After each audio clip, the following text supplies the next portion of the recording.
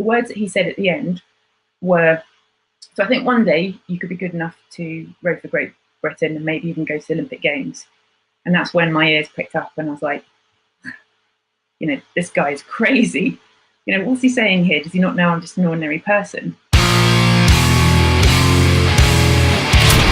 What I want to know is, how did you get into rowing? Was it something that was in your family? Was it something a friend was doing?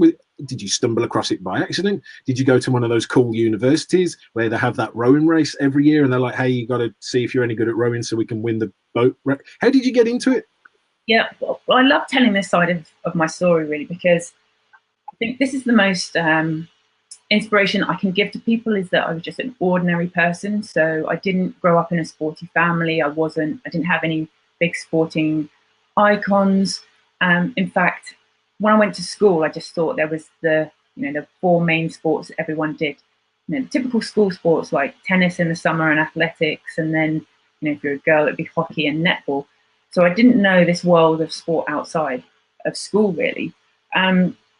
But then obviously every so often when you see snippets of World Championships and Olympic Games, you see that there's some other sports out there. And I used to see the athletes on TV standing on the podium, British athletes standing there in their kit, singing the national anthem if they'd won a medal. And I'd see those athletes and think that they were superhumans. And for me, I'm not a superhuman. So it never was on my radar to ever think about doing sport as an elite athlete or to represent my country or to go to a World Championships or Olympic Games. So I just went through most of my childhood just doing ordinary things. The real change came about purely by chance when, as a family, my mum got a new job in Twickenham in West London. So I grew up in Surrey. We moved to West London, and there's the River Thames there that goes through Kingston and Twickenham and Richmond. And I thought to myself, oh, it'd be great to try a sport on the river. And in the old days, no internet. We all know of the Yellow Pages, maybe. In the old days, picked up the Yellow Pages and I looked under the recreational section. And there were canoeing clubs and rowing clubs local to me. And it was literally a 50-50 pick that I went for rowing. And I think it's because I had an image of the 92 Olympic Games, the Searle brothers winning gold, and that was in the Cox pair.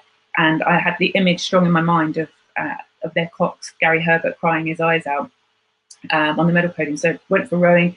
Twickenham Rowing Club was a local one to me, so I went down there. It's located on an island in the middle of the river. Bridge works being done. Couldn't get across because it was all locked up. Went back, checked the Yellow Pages. There was a telephone number for Kingston Rowing Club, so I called them up. They said, come down, join the novices group. And I went down for a couple of weeks. I joined in with a group of novices. But really, it hinged for the next 4 weeks because I went down and I'd go in the club, and the novices coach would tell us to go and lift a few weights in the gym, go on the rowing machine. And we didn't get to go out on the water. He'd just go in the bar and have a few pints and leave us to it. And day in, day out, when I was going a couple of times a week when I was going down, and I wasn't getting to go out on the water, lovely summer's evenings in the summer holidays. And one night when I had been for a good few weeks, I thought, if I don't get to go out tonight, then I'm never coming down to the club again. I'm not doing this, can't be bothered.